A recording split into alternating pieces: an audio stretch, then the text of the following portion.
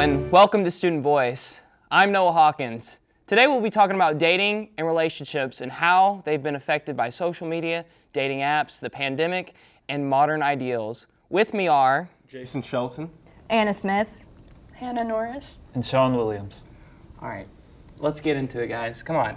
First of all, let's hear your relationship status. Let's go around the circle. I am single currently, and that's okay. It is okay. Yeah, it is totally fine. I'm single. Okay. I'm in a relationship. Oh yeah, really? Yeah. Okay. Yeah. Okay. It's just me, myself, and I, man. Nice. Nice. Okay. All right. Perfect. So now that we got that out of the way, how have dating apps changed things? I think it changes a lot because we're so used to just like getting into routine and like making sure make sure the clock works and I think it changes perspective. Like the way you might, see a person behind like closed doors and then you actually meet someone or something in person. Right. And I feel like that's just like a big impact on society today, and like just a lot of online dating apps and stuff I feel are growing. It's kind of like the whole like attention span thing, like how TikTok works. It's kind of like people using Tinder, because and Tinder's like at the swipe of your hands. You don't like really need a personality. You don't have to like walk up to someone and like try and charm them, and yeah. I feel like it's easier to like, I guess, quote unquote, meet people online because like you have like all this like access to meet Yeah, it's at these your people, fingertips. but also like you don't actually meet the person. You just see what they look like and not their actual personality. Right. I mean, they could be totally different in real life, so you never know. How has the pandemic affected how we meet people? Oh gosh. I mean, it kind of like goes back to the first question with like the dating apps, because like there's like two types of people. It's like a 50-50 note in between. Like there's like either people that are just like, I am not going outside. Like I'm ordering everything off of DoorDash. And then there's people that are like, I'm young. I'm not gonna like let this like quote unquote pandemic like ruin my like youngness. And yeah. I feel like it's just changed even today. We're kind of out of that like situation, and people are still like looking through that and like wanting to experience things online instead of in person. But I feel like that has its downfalls because you're not gonna have someone come up to you anymore and be like, hi, like, can I get to know you? Like, nice to meet you. What's your phone number or something, So you're stuck in this, like, online world. Yeah, it's hard. I mean, like, it's not, it can be easy, but, like, it's different from how it's been for, like, so long, It's, things definitely have changed. Thoughts, anybody? I feel like more people want to stay home now.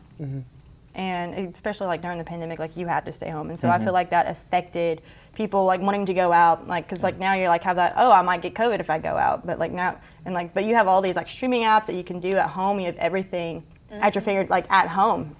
And so I feel like it's really easy to stay at home instead of going out too. I mean, off top of it, even like shopping, anything you can do online, everything's just online based. Like, especially now because, like how I was saying before, like the 50-50 thing, like we've been in a pandemic for like around two years, right? I believe so.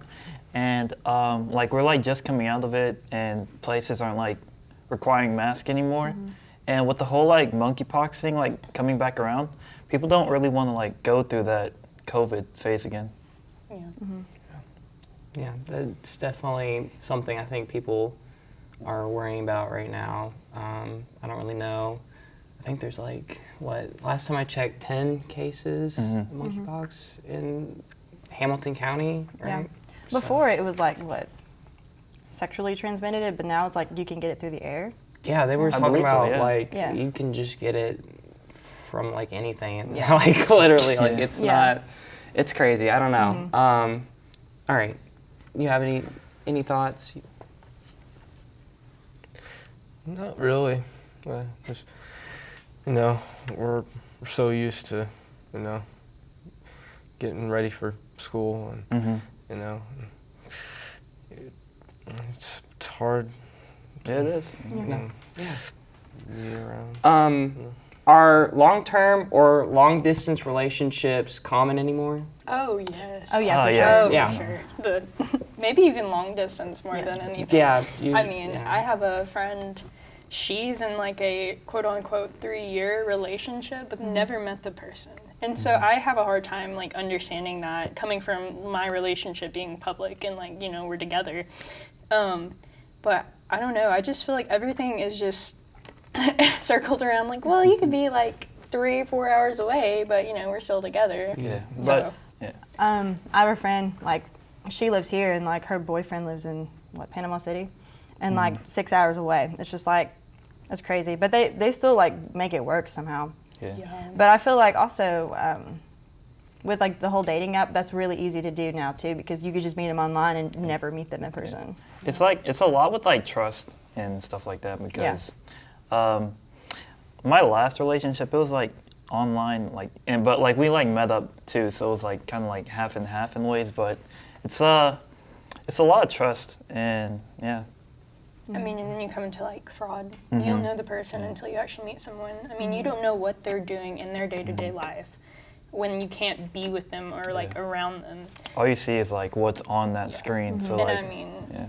And also, it's super easy to put on a face and to act a certain way, like when you're texting or like even on FaceTime. I know 100%. Yeah, because many people that I've talked to have definitely put on a face, and it's just like act completely different when you're around them. It's just I've like, had what? my moments, yeah. And like, I mean, there was one time I met someone in person because I had found them online. And then you meet them in person, and it's like, oh, this is actually going well. And then they can go back online and then like block you or something, which actually happened. So it's like, you know, there's so many controlled ways around like the online situations and stuff. People are just like creating an image of like what you want them to be, but like in like their day-to-day basis, they're like the complete opposite. But I feel like that can go for public too. Like Oh, when no, you're with 100%. Yeah, for someone. sure. Yeah. But it's really easy to do it online too, because like Yes. you're behind a screen. You don't know who they're texting, calling, anything like that. Yeah. Do you think it causes more problems to do a long distance relationship? 100% so, because it's like I think the like long distance is like 80% just like having complete and like utter trust in someone. Yeah. Well, communication is key in any relationship too. So, I mean, if there came a day that someone's talking to someone and they don't want to talk to them, they can easily just like close that out of the picture because you're not there. And I mean, even like meeting them and stuff, you still have to like go and then leave them again and then not see them maybe for months and ends and stuff. Kind of like, I mean, an army or something like that. But with the whole like closing and leaving thing, like you have to be like completely willing to like talk to the person. It's like you can't like force someone like 1,000 miles across like the country, like open up your phone, talk to me right now. Like you have to be like sort of willing. Yeah. Well, that's the only kind of form you have. I mean, just Yeah. texting and calling. It's like all you can do. But like another problem with long distance is like whenever you're at home, there's like a difference between like long distance and like in person. Like in person, like you usually could be like around like 2 hours or like there's a set time, but long distance you can like find yourself talking to the person for extended amounts of time, and like that can eventually like make things boring in a way because like you're just talking to them I was like about to say, like in 24/7. my experience, usually when you have to be long distance and you're just constantly texting or calling each other, it can get, you know, there's no stale. time, You don't there's have not to- really time apart, you know, and it can be difficult to Yeah. keep things fresh and interesting in a relationship. Kind of like removes the mystery when you know what they're doing, like 100% of the time. Right. I have a question. How long is too long in a like long distance before you actually should meet the person, or is it even considered a relationship? I mean, I think that definitely has to do with it depends on your person. situation. Yeah. Because like it matters like how young you are, or like where you live, or like your financial situations, and yeah, I mean, there's like I'd say generally like max, but this is just me personally. I think it'd be like 2 years. Like after 2 years, it's like I don't know, it's like you're kind of like asking for too much. That's 2 years of your life Yeah. that Yeah. you've committed to someone you've never met to. See, I It's would understandable. disagree with that. I could never make it to 2 years I without couldn't. meeting that person. Yeah. You know, I'd be. I don't know. I would give Yeah. it. That's a lot of trust and a lot of That faith is. you got to put into a person, and it's just Especially with somebody who like you haven't met yet. So Right. how can you know if you could trust the Yeah. person? That you know? could be like really mentally draining. Yeah. Yeah. All right, let's do our final question. Do people stay in relationships? I think with like, looking back, like how relationships used to be to like how they are today, and like the media and the music today, I think hookup culture is like something that's like negatively affecting relationships. So like, say like you're dating for like past like 7 or 8 months, I think that's what it's called, like the honeymoon phase, where like things are like fresh and fun, and when like that like kind of like fades away, there's like when you get in like a lot of fights and stuff like that, and I believe the first thing most people do is like run, leave, or cheat because like they just don't want to like work through the problems. I feel like I'm in a decent relationship now, though. Like that would actually work because I feel like you know, like it's gonna actually be good. But I mean, it just depends on like the person and their mindset because I know it's a whole lot harder when you're younger because you don't want to settle down sometimes, But like when you find someone who's actually willing to like work with you and you feel you can have a future, I think that's when things are much better. Yeah, for sure. Going off of what Sean said about like running and leaving or whatever, like it takes like communication. Like you have to be able to communicate, and like if you can't communicate, and if you know like you have problems, like you need to communicate and like work them out instead of just running. So you have to be willing to do it. Yeah, like I think what like should be like done more often that I've seen in like friends and like it happened in one of my relationships is like when you're going through an argument, it's better to like work the problem out. Like if it's between two people, like keep it between y'all and like don't go to other people for like insight. Well, I mean it's all right in like some cases, but majority of the time is like an outside person could be like plotting to like mess up the relationship so they could get a chance. Like, yeah. Well, It can also be difficult with that because, if you go to a person outside of your relationship asking for advice, they might not know the whole situation and they could Ruin do it. something to mess it up. Or, I mean, not do something, but like give bad advice, you know, and it could mess things up. Yeah. And I feel with like what you were going off of communication, like I think communication is key, but there is a way that you should communicate because if you are constantly fighting something and you can't ever work it out, that's like bound for like a failing relationship usually. But if you can like get through that problem and actually talk about it and get uncomfortable with that person, it makes things a whole lot easier. You have to be willing to commit. Well, I mean, willing to admit that it's like your fault. Like that's something that needs to be on both sides. Like humility. Yeah. It makes you stronger together too. I think also like communication, humility, and also compromise. You have to be able to compromise too. Like especially like if you can't come to a conclusion.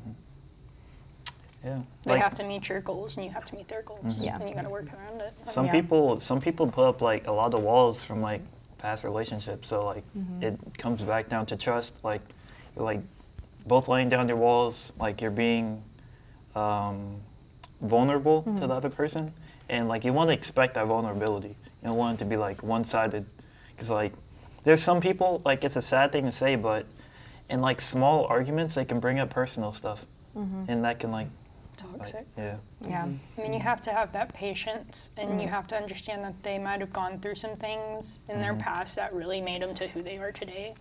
And I mean, depression, anxiety, that goes for not even relationships, just like anything in general. We all have it, and like maybe they have that problem. You have to be willing to like work around it and know that it's not your fault all the time and stuff like that. And be able to help them through it too. Oh, yeah. Yeah. You have to be there supporting, and it takes a lot of patience and just being strong and Yeah, for sure. willing to do it. Yeah. All right. Any final thoughts? I think for a final thought for me is, for like relationships period, I think you should have like at the beginning of the relationship, like right before you're making things official, you should have like boundaries on both sides. So like, you know, like if any of these are crossed, period, like that's like I'm gonna feel disrespected and I might have to like take a step back or like potentially leave the relationship. So like both sides know what they're expecting of each other. So you can't be like kind of like caught off guard and mad about it one day. Yeah, for sure. I would say go with the flow. I mean, you're young.